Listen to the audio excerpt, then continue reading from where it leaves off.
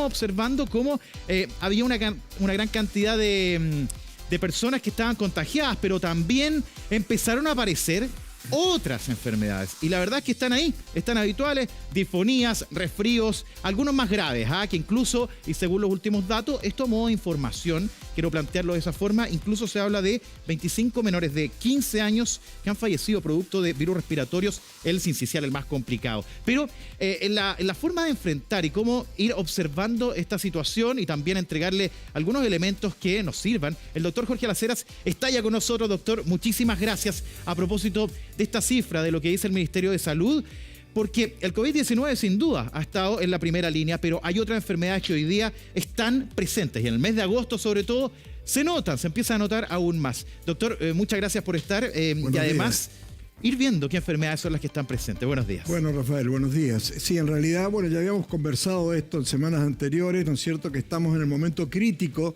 de la aparición de un número bastante grande de virus que están dando vuelta, ¿no es cierto? Y ahora con el retorno a clase, sin duda, van a empezar a ejercer su poder sobre las infecciones en los niños, sobre todo. Efectivamente, el virus sincicial respiratorio sigue siendo la principal causa, digamos, de infección que puede darnos muerte de niños, ¿no es cierto?, de enfermedades graves, sobre todo en menores de 1 año, ¿no es cierto?, que realmente pueden afectarlos en forma muy grave, especialmente aquellos que son prematuros, por ejemplo, menores de 6 meses, aquellos otros que tienen enfermedades respiratorias crónicas o que tienen enfermedades cardíacas. Por lo tanto, el virus sincicial respiratorio es una amenaza permanente para los niños pequeños, ¿no es cierto?, a pesar de que es un virus muy frecuente. Alrededor del 40-50% de las infecciones en niños se produce por el virus sincicial respiratorio y prácticamente, yo diría, alrededor de los 2 años de edad, casi todos los niños han estado en contacto con este virus. O sea, es un virus que en un porcentaje muy alto no es grave, ¿no es cierto?, afecta a los niños, pero produce un cuadro respiratorio que se supera, digamos, sin ninguna dificultad. Pero hay otro virus más. Tenemos el metaneumovirus. Revisémonos, ¿le parece? Sí, mira, ahí supuesto. tenemos la gráfica, Acá a ver si lo podemos ver, porque son varios, y sí. ahí es donde está la importancia de conversarlo hoy día en esta mañana, doctor. Ahí revisémonos, ¿le parece? El metaneumovirus, ¿no es cierto? Hablamos del virus sincicial respiratorio, ¿no es cierto?, que es más importante porque es el más frecuente, además. El metaneumovirus es un virus bastante nuevo. ¿Ya? Tiene alrededor de 20 años desde que se ha descrito, digamos, desde el punto de vista médico en Holanda.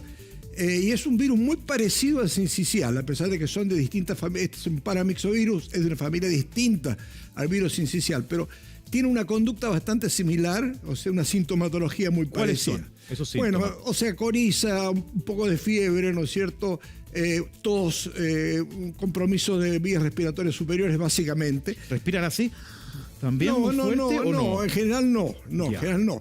O sea, es un virus que no es grave en términos generales, pero puede eventualmente producir bronquiolitis en los niños, puede producir neumonía en los niños, entonces puede comportarse en forma muy parecida al virus sincicial.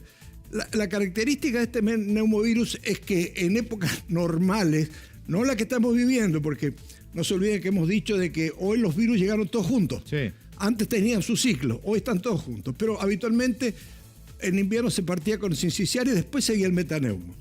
Ahora están juntos. Todos juntos. Todos juntos. Y además el segundo que estamos viendo porcentaje, doctor. Bueno, exactamente. Y es quizás el menos sospechado, porque no se conoce tanto, ¿no es cierto? A pesar de que los médicos obviamente que lo conocen, pero tampoco produce quizás tanto compromiso en niños pequeños como el virus sincicial, que es mucho más grave en ese sentido. Pero es el segundo en presencia. Y después aparecen otros virus, como el parainfluenza, ¿cierto? Hay como 4 variedades distintas de parainfluenza, que no es igual que la influenza, pero tiene características generales de origen, incluso viral, bastante similares, ¿no es cierto?, que puede llegar a producir enfermedades graves.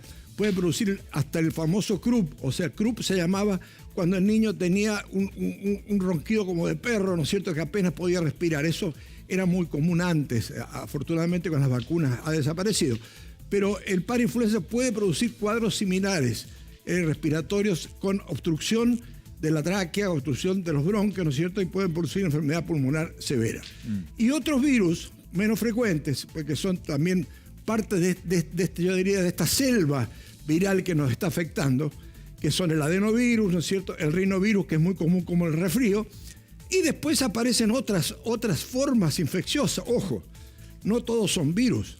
Nosotros tenemos hoy otras enfermedades producidas por bacterias, enfermedades producidas por otros elementos como las neumonías atípicas, el micoplasma, la clamidia, y las bacterianas que pueden ser muy graves, porque muchas veces las bacterianas complican las infecciones virales. Entonces un niño que supuestamente está controlado, ¿no es cierto?, con no mucha temperatura, de golpe se dispara, hace una infección bacteriana complementaria y ahí sí, por ejemplo, hay que darle tratamiento antibiótico, cosa que no ocurre con las infecciones virales. Doctor, o sea, podría estar, voy a poner, ya que estamos revisando esas enfermedades, el rinovirus, que es un resfrío común, que tiene un 2% y uno diría ya está controlado, ¿podría mezclarse con una neumonía atípica o algo bacteriano? Todo se puede mezclar. O sea, un niño puede estar infectado por más de un virus, ¿ok?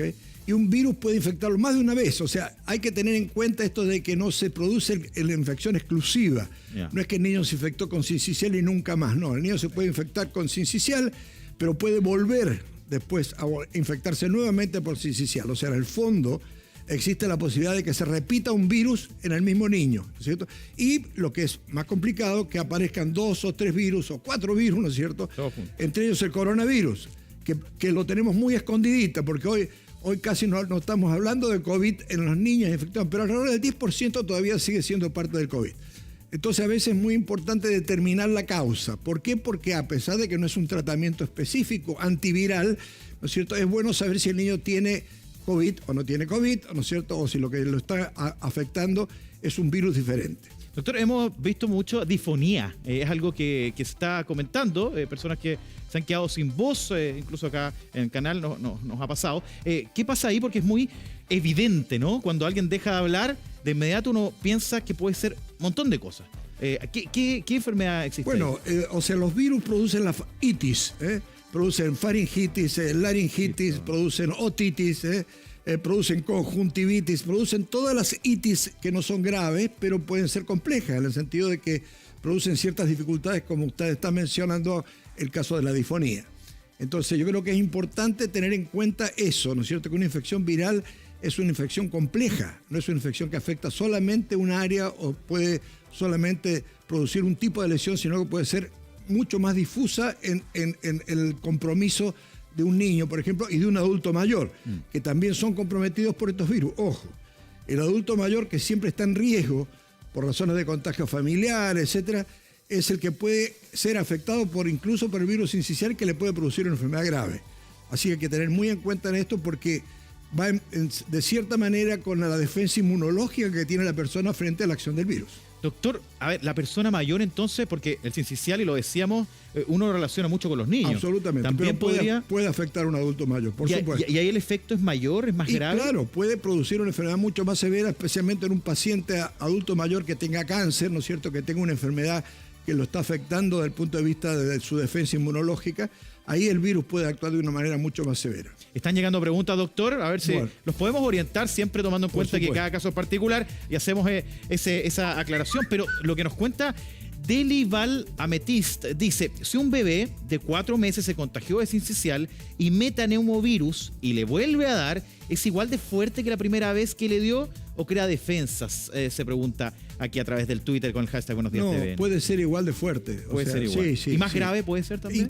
Incluso, porque depende de muchos factores. O sea, los virus no tienen un comportamiento que se repite exactamente igual todas las veces, sino puede de forma diferente. O sea, puede ser igual o puede ser incluso más severo. Doctor, estamos en agosto, que por esencia siempre ha sido denominado como un mes fuerte, incluso se dice coloquialmente hay que pasar agosto, etcétera, pero julio estuvo muy frío y luego se viene septiembre, donde las alergias también empiezan a aparecer. ¿Hay forma de irse preparando para que durante este mes tengamos airosamente un mes de septiembre, que no haya alergia, o enfrentarlas de mejor manera? No, yo creo que es difícil, o sea, porque todas las preparaciones, digamos, son más bien acciones profilácticas que protegen y que sabemos que hay que hacer. O sea, tenemos muy claro, ¿no es cierto?, que hay que a usar el lavado de manos, ojalá usar la mascarilla, la ventilación. Hay una serie de medidas que hemos repetido en muchas ocasiones que son importantes y que hay que seguirlas aplicando, pero eso no prevé la posibilidad de que podamos tener un brote nuevo, ¿no es cierto?, de alguno de estos virus que nos provoque bastante infección en los niños. Entonces, creo que hay que estar preparados. O sea, afortunadamente, el porcentaje por ejemplo, en el caso del sincicial, el porcentaje de niños que están afectados gravemente es muy bajo.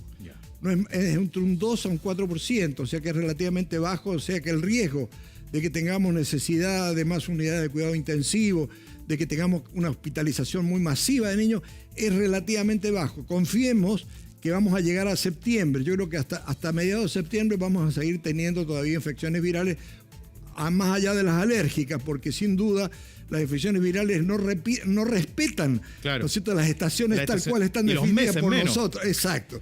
O sea, se comportan de acuerdo a la temperatura, de acuerdo a cómo se va dando el proceso, el ciclo infeccioso de ese virus. Doctor, usted mencionaba algo que me parece fundamental. Si bien no estamos hablando de COVID-19, que ya muy establecido, usted mencionó mascarilla, lavado de manos, cosas que en pandemia se remarcaron y probablemente ya son hábitos, alcohol gel, etcétera. ¿Esos elementos nos permitirían evitar algún tipo de estas enfermedades? Absolutamente. Es muy importante seguir cumpliendo con esas normas. Yo insisto en eso. O sea, en las casas, ¿no es cierto?, el lavado de manos, evitar, ¿no es cierto?, toser encima. Si uno usa algún objeto, limpiarlo, porque el virus puede estar dándose vueltas por 4 o 5 horas y seguir contagiando. Es muy importante la ventilación en las casas y fundamental para los padres y madres, no fumen dentro de las casas. El humo del cigarrillo es tremendamente grave en aquellos niños que están afectados por la infección viral. O sea, ojalá si fuman vayan a hacerlo fuera de la casa, no dentro de la casa. Y que después se cambien de ropa y también porque los residuos pueden quedar, ¿no? No, es el humo. El humo básicamente, el humo que puede provocar, ¿no es cierto?, reacción en los pulmones de un niño infectado, ¿no es cierto?, y puede producir una infección mucho más grave. Buen dato, ¿ah? Doctor Las Heras, mire, están llegando preguntas también del WhatsApp. A esta hora queremos tratar de orientarlo. Bueno, el doctor Las Heras es el quien lo hace. Doctor dice, con el cambio climático, ¿es posible que las alergias primaverales se adelanten, y le sumo yo, y se atrasen también? Bueno, yo creo que las infecciones, las alergias están siempre presentes. Obviamente que cuando se produce el brote de la primavera, sin duda que tenemos mucho más alergias, pero no todas las alergias están vinculadas a las plantas, a las flores, sino que además tenemos alergias que van desde la ropa, ¿no es cierto?, desde los alimentos. Hay un montón de factores que producen alergias.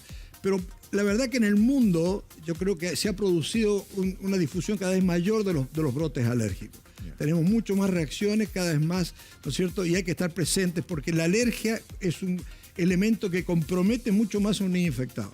O sea, le agrega un factor, mucho de la coriza, esto que se llama que la nariz le sale moco, ¿no es cierto?, que los ojos se le ponen brillantes y tienen secreción.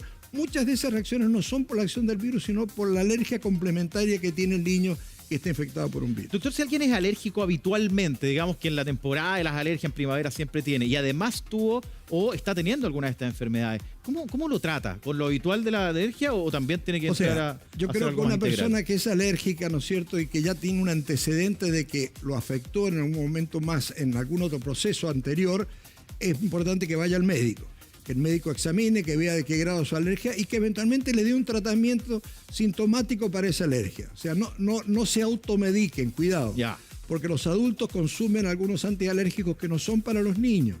¿No es cierto? Que pueden incluso producir problemas en los niños. Así que, por favor, no le den a los niños antialérgicos de adultos. Llévenlos al médico, al consultorio y que por último el pediatra les dé el remedio para disminuir esa reacción alérgica si es necesario hacerlo. Doctor, usted dice, no se automedique, pero pasa mucho esto, los alérgicos lo he escuchado, que dicen, esto ya no me está resultando, y aparece otra persona que dice, oye, prueba este, que a mí me ha hecho tremendamente bien. ¿Qué pasa ahí? Bueno, se sabe que muchos de los antialérgicos son cíclicos. O sea, hay gente que parte con un antialérgico y después como que deja de hacerle el efecto esperado y parte con otro antialérgico. Y los médicos lo saben, y los médicos muchas veces reemplazan un antialérgico con otro. Pero eso lo tiene que hacer un médico. No lo puede hacer el papá en la casa de decirle yo al niño, no le hizo bien esto, así que yo le voy a dar el mío o le voy a dar el de mi señora. No, por favor, no. Los niños tienen que ser medicados por los pediatras, no pueden ser medicados por la familia. ¿Y los adultos también deberían, obviamente, ven que no les hace efecto? Pero en general un antialérgico, aunque se consuma inadecuadamente en un adulto, no va a tener mayor efecto, más allá de darle un poco de sueño. Pero en un niño sí puede tener un efecto distinto. Oiga, doctor, a ver, muchas veces se habla de estas enfermedades que aparece un niño que probablemente esté yendo al colegio, lo ven resfriado, tiene hermanos y algunos dicen, mejor que se contagien juntos, o no. Eso se podría, no sé recomendar, pero una realidad que uno observa. O sea, ¿no? nada es bueno de inducir en una enfermedad a un niño de ninguna manera. Yo me acuerdo que cuando partimos con el COVID, había mucha gente que decía, yo lo voy a llevar a que se contagie por el COVID porque así se protege después. No, por favor. Si se tiene que contagiar, se va a contagiar de todas maneras. Es casi inevitable, ¿no es cierto?, que un niño que tiene un hermano enfermo en la casa resfriado no lo contagie. Va a contagiar al hermano, al abuelito, a la tía y al papá también. O sea, eso es inevitable. Pero esto no es un sistema que sea preventivo ante otras infecciones. Si se infecta, mala suerte. Pero protejamos al niño y protejamos al adulto, ¿no es cierto?, frente a una infección que a veces puede ser muy inocua, o sea, muy poco seria, pero a veces puede transformarse en algo más serio.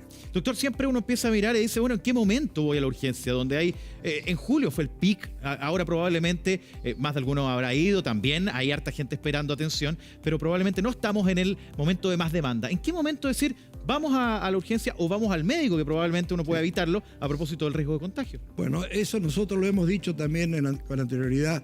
Hay elementos que son importantes. La temperatura, digamos, 37,5 hasta 38, que a veces ocurre con estas infecciones virales, no es un problema. ¿Ya? Cuando la temperatura sube, sí es importante, ¿no es cierto?, ir a consultar a un médico. ¿Cuánto? ¿Cuánto para consultar? 38,5 o 39.